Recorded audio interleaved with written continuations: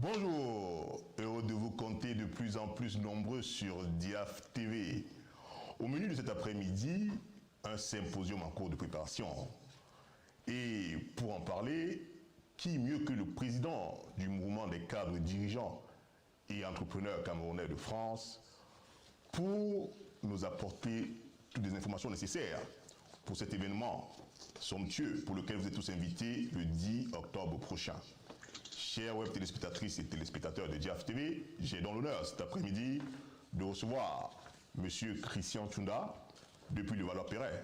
Comme vous le savez, les règles barrières contre la grande crise du coronavirus nous obligent aujourd'hui à nous adapter à la situation actuelle. Donc, depuis le Valois-Perret, Christian Tchounda, de l'autre côté du petit écran de DIAF TV.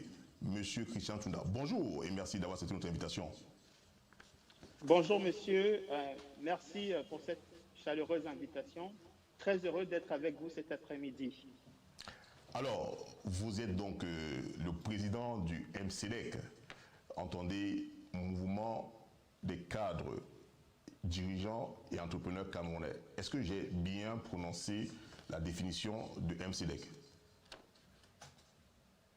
Tout à fait. Le MCDEC, c'est un mouvement de cadres dirigeants et entrepreneurs camerounais en France pour l'instant et avec plusieurs projets de développement à l'international à partir de la fin de cette année. Merci pour cette précision.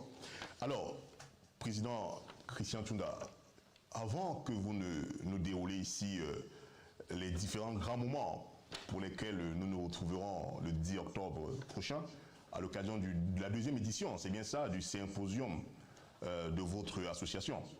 Est-ce qu'on pourrait faire un escale pour comprendre aujourd'hui qui est l'invité du Point DIAF TV? Alors, nous avons fait quelques recherches. Nous avons donc pu constater que vous êtes un ancien étudiant d'une université allemande, l'université de Karlsruhe. Université, pour ne pas cacher, que nous avons en commun. Comment peut-on comprendre que cet ancien de l'université de Karlsruhe se retrouve aujourd'hui à la tête donc du MCDEC à Paris? Oui, écoutez, tout simplement, effectivement, j'ai fait mes études d'ingénieur à l'université de Karlsruhe en Allemagne. Donc, je suis titulaire d'un diplôme d'ingénieur en génie mécanique et production industrielle. Ensuite, j'ai complété cette formation par un MBA en finance et stratégie du Collège des ingénieurs à Paris. Et puis, comme vous le savez, depuis déjà étudiant, j'étais quelqu'un de très engagé puisque avec la plupart de nos compatriotes également étudiants en Allemagne, on a géré en fait l'association des étudiants camerounais de Karlsruhe pendant notre séjour en Allemagne. Donc, arrivé en France, tout simplement, on s'est très vite rendu compte que la diaspora camerounaise en France avait une difficulté à se fédérer. Plusieurs initiatives plutôt soit régionales ou plutôt avec des aspects très culturels ou plutôt sportifs et des associations d'étudiants, mais il y avait très peu de mouvements qui englobaient l'ensemble de la diversité qui est assez riche de nos compatriotes. Et c'est grâce à ce constat-là que nous avons œuvré en vue de fédérer l'ensemble des compétences camerounaises autour d'un mouvement, d'où la naissance donc du MCDEC. Alors, si on vous a bien compris, vous êtes donc en fait à la tête de cette association dans une activité que vous avez autrefois dans un autre pays, le pays voisin, de l'autre côté du Rhin, en Allemagne notamment, aussi exercée au sein donc de l'association des Camerounais de Karlsruhe. Je tiens à rappeler que vous êtes d'ailleurs le président de cette association qui a conduit celle-ci lors de l'organisation du Challenge 2000. C'est bien ça? Exactement. Donc, effectivement, j'ai fait partie de cette brillante équipe d'étudiants qui, pour la première fois en Allemagne, a réussi à organiser un challenge hors de la ville de Cologne, ville donc de naissance du challenge allemand.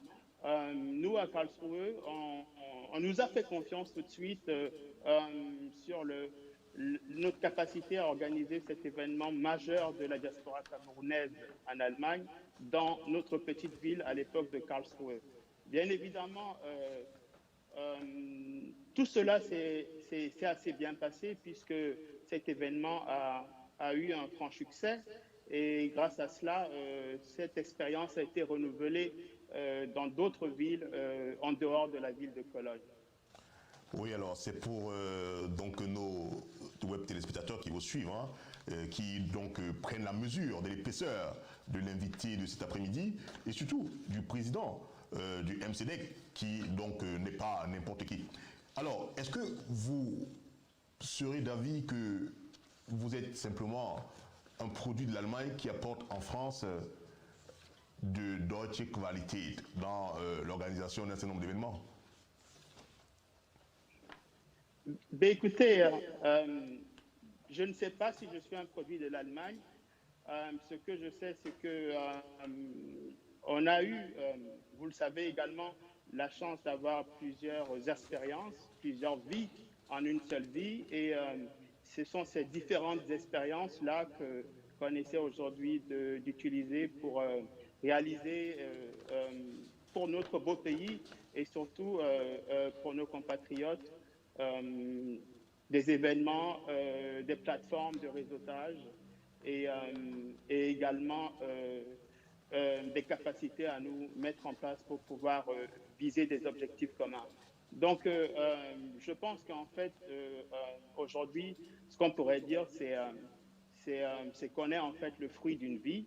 Et dans une vie, ce qui compte, ce ne sont pas les nombres d'années, mais plutôt ce qu'on arrive à faire pendant la vie. Donc aujourd'hui, effectivement, notre ambition, encore au MCDEC, c'est d'apporter nos diverses expériences et essayer de mettre en place des synergies entre des associations camerounaises, mais plus globalement, profiter de la richesse des compétences, des savoir-faire de nos intellectuels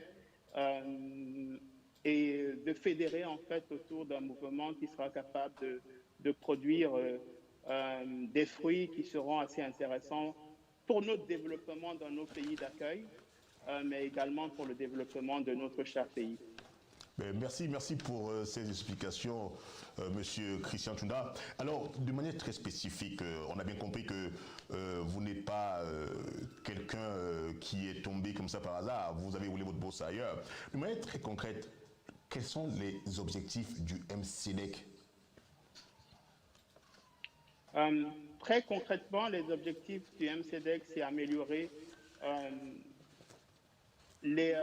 l'existence des Camerounais dans leur pays d'accueil, faciliter l'intégration de notre diaspora, mais également fédérer les compétences de notre génération aujourd'hui pour travailler sur des projets structurants pour l'ensemble des membres de la communauté. Donc notre capacité aujourd'hui, elle est avérée sur la mise en place et la réalisation de projets structurants, c'est-à-dire des projets avec une importance forte pour l'intérêt général. Alors, j'ai également assisté, hein, parce que comment est-ce que s'organisent ces initiatives très concrètement? Parce que j'ai assisté déjà au premier symposium que vous organisiez à Levallois-Perret, et je me rappelle que vous faisiez venir des compatriotes qui avaient des expertises dans des domaines divers, notamment dans l'agriculture, dans les affaires, notamment également dans l'ingénierie.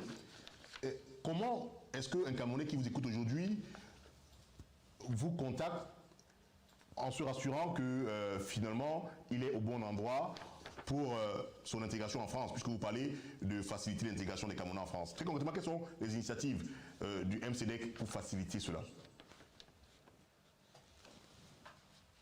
Oui, effectivement, lors du premier symposium, nous avons eu la chance d'accueillir parmi les participants de profils très différents et variés. Donc, on a eu des médecins, on a eu également des entrepreneurs de divers secteurs d'activité dans la digitalisation, mais également dans l'assurance maladie. Et, euh, et puis aussi, on a eu des intervenants plutôt institutionnels euh, dans le cadre de la promotion de l'agriculture au Cameroun et aussi un partenariat qui avait été mis en place avec le groupement interpatronal du Cameroun. L'idée, c'était de valoriser en fait l'ensemble des compétences que nous connaissons entre des personnages brillants qu'on a pu côtoyer ici en Europe qui sont reconnus par leurs pairs dans divers secteurs d'activité. C'est le cas des très grands médecins ou même des avocats. Et concrètement, ce qu'on propose justement à des personnes qui nous suivent, nos sympathisants ou nos membres, c'est travailler ensemble pour trouver les solutions à nos propres problèmes nous-mêmes. Et pour cela, on met en place autour de cercles de réflexion diverses compétences. Par exemple, sur la santé, ce qu'il faudrait savoir, c'est que aujourd'hui, plus de 46% de très grands médecins camerounais ne sont pas au Cameroun. Ils sont aujourd'hui dans plusieurs pays étrangers et pour la plupart hors de l'Afrique. Dans ce pays que nous connaissons également, je ne sais pas exactement quelles sont les statistiques actuelles, mais je crois aux dernières nouvelles, on comptait 0,1 médecin pour 100 000 habitants. Je crois qu'en France, on est entre 2,5 et 3 médecins pour 100 000 habitants. Donc, il y a un besoin de compétences, il y a un besoin de ressources humaines. Sachant que certaines ressources humaines et compétences sont à l'étranger, notre vocation aujourd'hui, c'est de les fédérer et de mettre à disposition donc, de nos compatriotes au Cameroun, mais également en France, la richesse de ces compétences-là. On a également d'autres exemples, notamment dans la partie juridique, où on a des, des avocats et des juristes qui donnent de leur temps pour proposer des permanences juridiques à l'endroit de nos compatriotes en France, mais également au Cameroun. Il y a moins d'une semaine et demie, on a mis en place un webinaire dans lequel il y a eu presque 50% de participants depuis le Cameroun, justement pour la création d'entreprises, développer l'entrepreneuriat au sein de notre communauté et surtout briser les barrières de manque d'information dans ces domaines-là. D'accord. Merci pour tous ces éclaircissements. Alors, je rappelle que j'ai également participé il y a quelques jours à votre invitation à un after work. Il s'agit là des ateliers, je suppose, que vous organisez également pour permettre à des compatriotes de se retrouver et d'échanger entre eux. Tout à fait. Écoutez, c'est exactement dans le même esprit de nos missions. En fait, les apéros réseautage ont lieu une fois par trimestre. Le dernier a eu lieu donc le 10 septembre. Le prochain aura lieu le 10 décembre. Et c'est l'occasion d'échanger avec des professionnels camerounais, des décideurs, des cadres dirigeants, des experts en digitalisation, mais également des entrepreneurs dans la maroquinerie, parce que on a découvert de très beaux projets d'entrepreneurs dans divers secteurs d'activité, y compris dans la maroquinerie, dans la santé, avec l'assurance santé, mais également d'autres entrepreneurs dans des secteurs beaucoup plus simples comme le transport et la logistique, mais qui proposent des services aujourd'hui aux personnes de la communauté pour pouvoir apporter des solutions à leurs problèmes. Donc, on leur donne de la visibilité pendant les apéros réseautage, mais surtout, c'est un rendez-vous incontournable pour que les personnes puissent développer leur réseau d'affaires entre cadres, mais également de dirigeants d'entreprise. Merci. Alors, j'ai fait un tour sur votre page LinkedIn. Vous avez Oui. vous avez plus de 5000 personnes qui vous suivent. Cela suppose que quand on fait une projection sur le prochain symposium, il y aura du monde. Est-ce que très concrètement, vous pouvez nous expliquer qu'est-ce que les Camerounais découvriront au prochain symposium qui se tiendra le 10 décembre prochain? Oui, bien sûr. Effectivement, on a pas mal de followers, je dirais, qui nous suivent sur divers réseaux sociaux et attendent l'événement qui aura lieu le 10 octobre euh, 2020, hein, de cette année à 14 heures dans les salons Anatole France de Levallois-Perret. Alors cet événement-là, en fait, c'est notre grand congrès annuel, puisque les participants auront l'occasion de découvrir de speakers de la diaspora qui viennent pas seulement de la France, mais également des pays voisins, dans divers secteurs d'activité, dans la santé, euh, mais également sur la partie finance, avec un aspect développement durable ou plutôt impact investing. On aura aussi des intervenants sur la macroéconomie et le développement de la finance participative à travers le potentiel que pourraient avoir les personnes de la diaspora. Mais aussi, on aura de présentations sur la digitalisation qui prend forme à vitesse grand V en Afrique. Quelques entrepreneurs qui sont aujourd'hui en train de développer de grands projets dans divers pays africains. Ce sont des entrepreneurs camerounais basés en France, mais qui agissent justement pour le développement de la digitalisation dans de grands projets en Afrique et aussi au Cameroun, bien évidemment.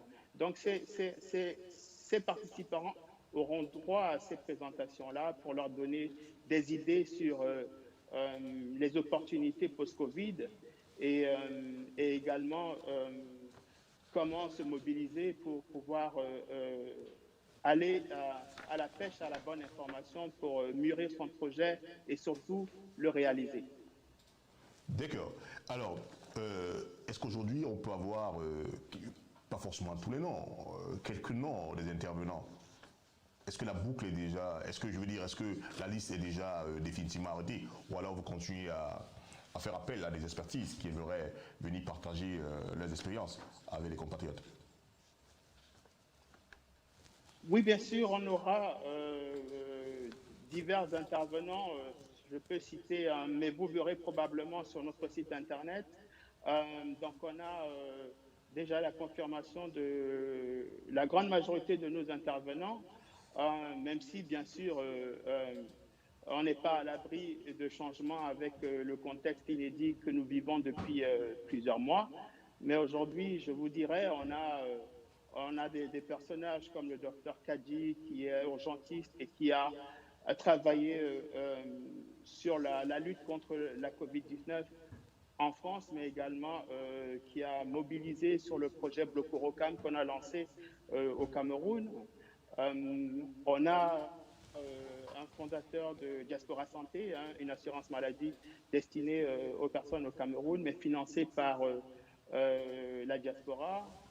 On a aussi dans le secteur de la digitalisation un multi-entrepreneur comme serial entrepreneur plutôt, Cédric Katangana, très dynamique et assez intéressant à suivre.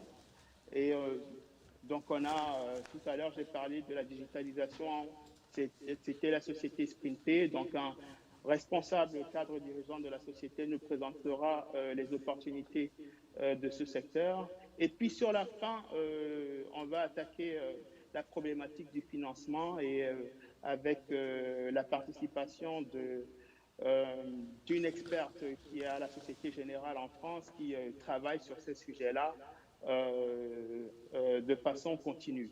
Donc, et à la fin, bien sûr, on aura des chercheurs, des auteurs et des écrivains qui vont nous donner leur avis ou leurs conseils sur comment est-ce que la diaspora pourrait encore mieux se mobiliser, quelle est la dimension de l'enjeu que vit aujourd'hui l'Afrique tout entière, mais également la valeur ajoutée que pourrait avoir la diaspora dans le développement de ce continent-là. Et l'idée étant très simplement de repartir de ce symposium avec des actions concrètes pour tous, pour pouvoir améliorer chacun à notre niveau notre lendemain. Bien sûr, à travers ces présentations, ce qu'on souhaite également, c'est le partage de connaissances, mais surtout le réseau qui va se mettre en place entre l'ensemble des participants. C'est d'ailleurs la raison pour laquelle on va se battre bec et ongle pour pouvoir organiser ce symposium en présentiel. Parce que rien ne pourrait remplacer le présentiel, le contact physique et surtout les échanges qu'on pourrait avoir dans le cadre d'un symposium. Voilà, justement, vous me prêtez là un bon point pour la suite, parce que j'allais justement vous interpeller là-dessus, mais je vois que vous avez déjà toutes les informations nécessaires pour rassurer les différents participants à ce symposium sur les mesures prises pour que les règles barrières continuent à être respectées. C'est bien ça, c'est-à-dire que le nombre de participants peut être limité et que par conséquent, les gens devraient probablement réserver pour éviter d'être hors la loi au regard des règles barrières en ce moment. Puisque le symposium se tient à Levallois-Perret, au salon Anatole France. Oui, tout à fait. Nous avons pris toutes les mesures nécessaires pour être dans le respect des règles sanitaires. Donc, on suit le protocole prescrit par un arrêté préfectoral. Et pour cela, on a dû réduire d'un tiers le nombre de participants à cet événement. Et bien sûr, avec l'aide des médecins et pharmaciens qui sont membres de notre mouvement, on s'assurera de la bonne tenue de l'ensemble des règles protocolaires pour ce type d'événement. Cela suppose que les premiers admis seront les premiers à réserver, c'est ça? Tout à fait. Voilà, effectivement, il ne faudra pas perdre le temps parce que ça va assez vite. On est à 3 semaines de l'événement aujourd'hui. Donc, les premiers arrivés seront tout simplement les premiers servis. Sachant que dans notre communication, on est plus mobilisé pour des participants qui ont l'habitude de nous suivre déjà depuis un certain temps et qui se sont tout de suite empressés à prendre leur billet pour ne pas rater cet événement. Ce que je peux rajouter également, c'est qu'on est allé plus loin dans ce contexte inhabituel. On a travaillé également avec nos partenaires, notamment pour le buffet, parce qu'on a choisi de travailler avec un restaurateur traiteur camerounais, mais on a travaillé pour assurer également que de son côté et d'autres prestataires également, les mesures sanitaires soient bien intégrées dans l'ensemble de leur protocole. D'accord. Cela suppose que vous avez effectivement besoin d'arrêter le plus tôt possible le nombre d'intervenants pour passer la commande à ce prestataire traiteur, si j'ai bien compris. Alors, sur le nombre de participants, il n'y aura pas de changement. Il nous reste, je dirais, juste une validation par rapport au contexte actuel parce que c'est un intervenant qui viendrait de l'étranger. Mais sinon, sur le nombre de participants, il n'y aura pas de changement. D'accord. Alors, je précise que les auditeurs, web téléspectateurs, parce que nous avons cette fois pour cette émission la version audio dans un mode radio de Diaf TV également, fait un enregistrement. Nous avons également donc la version, je disais, la version radio, la version TV. Pour toutes ces personnes qui vous entendent cet après-midi, est-ce que vous pouvez nous préciser très clairement quelles sont les conditions d'accès? Est-ce que c'est payant ou alors c'est gratuit? Oui, très clairement, ce n'est pas gratuit, ça sera une maudite somme de 35 euros pour la participation. Cette somme est intégralement consacrée à l'organisation de l'événement et puis tout ce qui va avec. Donc voilà, c'est une somme qui permet essentiellement de couvrir l'organisation de l'événement. Oui, pour y avoir participé, Donc, je dois dire que... ça, c'est pour la participation. Ce que je pourrais rajouter, si vous me le permettez, Oui, allez-y. bien sûr, on a des participants, mais également, on a des partenaires donc, on a également des offres pour ces partenaires-là qui souhaitent être présents avec nous, à nos côtés lors de cet événement-là et surtout qui souhaitent mettre en avant leurs produits, leurs services et également supporter l'initiative du MCDET. Et pour ça, n'hésitez pas à nous contacter. Si vous êtes intéressé par un partenariat, on serait ravis d'avoir des entreprises camerounaises à nos côtés pendant cet événement-là. Alors, très cher Christian Tchunda, cet entretien tire à sa fin. Je ne saurais vous laisser partir sans vous demander aujourd'hui comment est-ce que vous vous positionnez quand on sait que seulement dans l'espace parisien, on compte plusieurs associations des Camerounais. Est-ce que vous communiquez entre vous? Je prendrai par exemple l'exemple de la Maison des Camerounais de France, d'Abdelaziz Moundé, et puis votre association. Est-ce qu'il y a des interactions entre les deux structures, par exemple, pour être forts ensemble? Ou alors chacun évolue de son côté? Mais écoutez, c'est une excellente question. Pour la réponse, elle est simple, hein. Vous l'avez bien compris. Notre vocation est de fédérer et de travailler avec tous ceux qui travaillent sur le développement de notre cher pays ou bien le développement de nos compatriotes. On a aujourd'hui déjà des partenariats avec des associations notamment l'Association des médecins camerounais de France, l'Association des juristes camerounais de France. On a également des partenariats avec des pharmaciens et puis d'autres associations. Bien évidemment, sur la partie culturelle, la partie culture, dans notre programme, on a un point qui concerne également la mise en place du développement de la culture dans notre communauté. Et puisque c'est un point sur lequel travaillent d'autres associations, on est prêt à échanger et voir comment est-ce qu'on pourrait, en toute synergie, travailler ensemble et rendre ce projet-là effectif et réalisable l'année prochaine, au plus tard dans 2 ans. D'accord, c'est-à-dire que vous êtes ouvert également aux autres associations existantes à ce Oui, jour bien pour sûr. être forts ensemble, si j'ai bien compris. Bien sûr, tout à fait, tout à fait. On a d'ailleurs rencontré Aziz au mois de février, hein, puisqu'il a assisté à une de nos réunions et c'était un moment assez sympathique d'échange et j'espère qu'on pourra poursuivre ces échanges-là pour pouvoir évoluer dans la création de cet espace culturel pour la communauté. Alors, cher président Christian Tchunda, cette émission tire à sa fin. C'est un point DIAF TV de maximum 30 minutes. Est-ce que vous avez encore... Alors, comme vous avez bien compris, nous sommes en direct. Hein, voilà les manquements de la technique. Hein, mon régisseur qui vient de me finir l'émission alors que je ne suis pas encore à la fin. Donc voilà, je reviens donc, cher Christian Tchunda. Est-ce que vous avez un dernier point à ajouter? Cette émission est donc à sa fin. On vous laisse le mot de fin. Oui, ben écoutez, je terminerai juste en disant, suivez-nous. De toute façon, nous avons un site internet qui reprend l'ensemble des événements de notre mouvement. Inscrivez-vous à nos événements, participez à nos événements et surtout, n'oubliez pas la date importante du 10 octobre.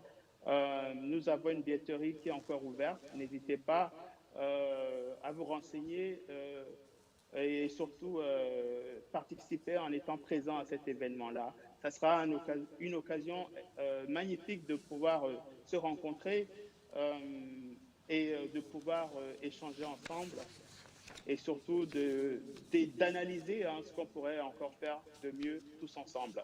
Donc, venez à notre rencontre. Nous, on n'a pas réussi à vous atteindre pour l'instant. Et en tout cas, nous, on serait ravis de pouvoir vous avoir parmi nous, échanger avec tous ceux qui sont dans la construction. Et en tout cas, n'hésitez pas, n'attendez pas demain. Vous pouvez le faire tout de suite et contactez-nous. On serait ravis de vous avoir à nos côtés.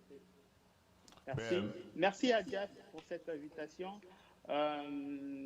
C'est la première, je dirais ça.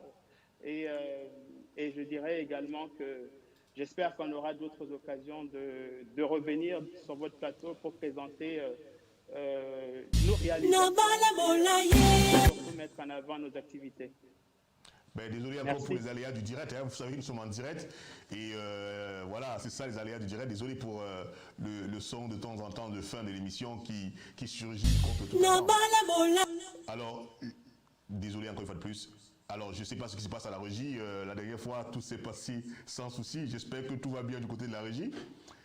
Alors, chers web téléspectatrices et téléspectateurs de Diaf TV, cette émission en direct depuis le Wallet Perret avec Christian Tchunda, autant pour moi. Le président du MCDEC est à présent terminé. Vous avez donc bien compris, vous êtes attendus nombreux. Les places sont limitées pour cause de Covid-19, la crise du coronavirus aujourd'hui qui nous oblige à limiter le nombre de places dans tous les espaces d'accueil en France. Donc n'hésitez pas, le président vient de le dire, à réserver vos places le plus rapidement possible. Merci d'avoir été nombreux à nous suivre. Au revoir et à la prochaine. Au revoir. Bye bye. Au revoir. Bye bye. Na bala bola ye bono, noti mula bo.